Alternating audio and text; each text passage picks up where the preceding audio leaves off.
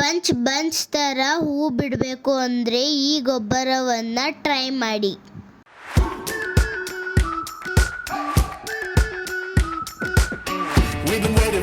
Hi hello welcome back to my channel. ಇವತ್ತು ನಾನು ಗುಲಾಬಿ ಗಿಡಗಳಿಗೆ ಅಂತ ಏನು ರೆಡಿ ಮಾಡುತ್ತಾ ಇದ್ದೀನಿ, ಯಾವ ಗೊಬ್ಬರ ಅಂತ ನೋಡೋಣ ಬನ್ನಿ. ಬೇಗ ಬೇಗ ತಡ ಮಾಡದೆ ವಿಡಿಯೋ ಶುರು ಮಾಡೋಣ. ನೋಡಿ, ಇದು ಒಣಗಿರೋ ಸಿಪ್ಪೆಯನ್ನ ಒಂದು ಮಿಕ್ಸಿ ಜಾರಿಗೆ ಹಾಕಿಕೊಳ್ಳಿ. ಏನು ಸಿಪ್ಪೆ ಅದು? ಮೊಟ್ಟೆ ಸಿಪ್ಪೆ.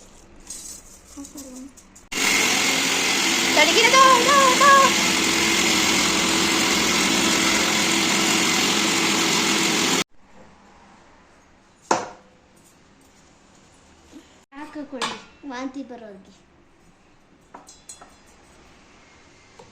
ಇದ್ರೊಳಗೆ ಹಾಕ್ತೀನಿ ತಗೋ. ಇಡ್ಸಲ್ಲ. ಇದು ಏನು ಗೊತ್ತಾ? ಆನಿಯನ್ ಸಿಪ್ಪೆ, ಪೆರಿ ಪೆರಿ ಸಿಪ್ಪೆ.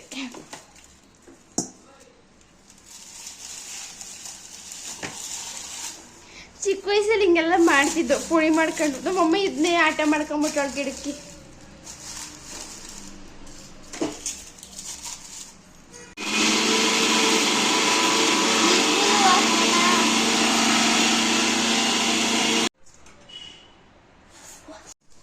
ನೋಡಿ, ಇದು ಮೊಟ್ಟೆ ಸಿಪ್ಪೆ ಪೌಡರ್, ಇದು ಈರುಳ್ಳಿ ಸಿಪ್ಪೆ ಪೌಡರ್. ಈ ಸೊಪ್ಪು ಈರುಳ್ಳಿ ಸಿಪ್ಪೆಗೆ ಹಾಕುತ್ತಿದ್ದೇನೆ.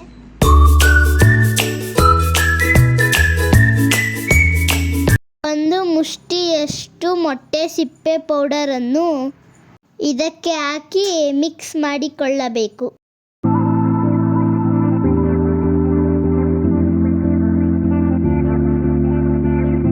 ನೋಡಿ, ಈ ಗುಲಾಬಿ ಗಿಡನ ಬೇಸಿಗೆ ಶುರುವಾಗುವ ಮುಂಚೆನೆ ಹಾರ್ಟ್ ಪ್ರೂನಿಂಗ್ ಮಾಡಿದ್ದಾರೆ.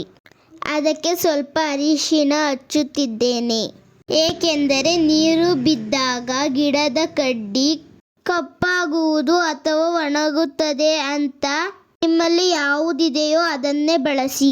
ನೇಲ್ ಪಾಲಿಶ್ ಅಥವಾ ಫಂಗಿಸೈಡನ್ನು ಬಳಸಿ.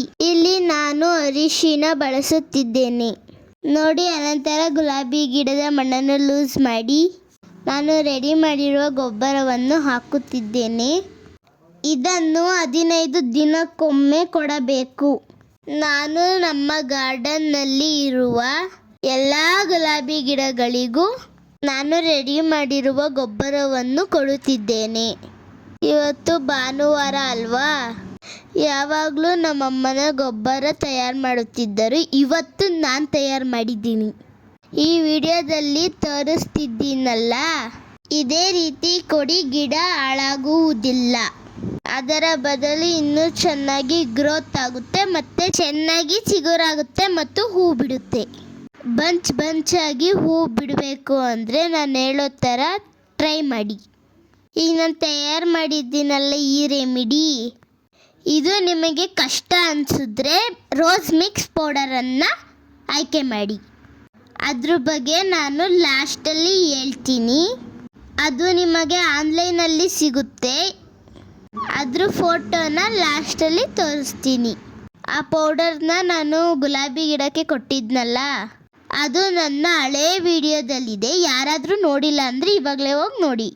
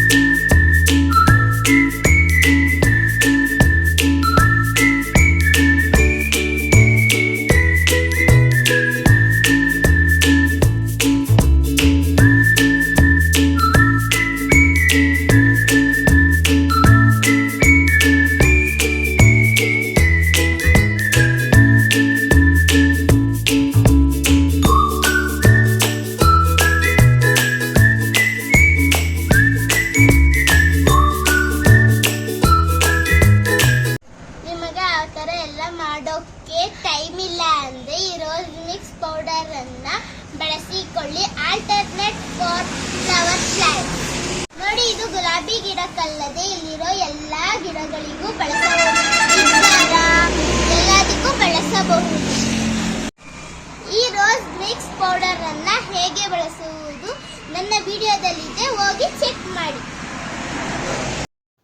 ಈ ವಿಡಿಯೋ ನಿಮ್ಗೆ ಇಷ್ಟ ಆದಲ್ಲಿ ಲೈಕ್ ಮಾಡಿ, ಶೇರ್ ಮಾಡಿ, ಕಮೆಂಟ್ ಮಾಡಿ. Thank you for watching. Bye. ಮುಂದಿನ ವಿಡಿಯೋದಲ್ಲಿ ಸಿಗ್ತೀನಿ.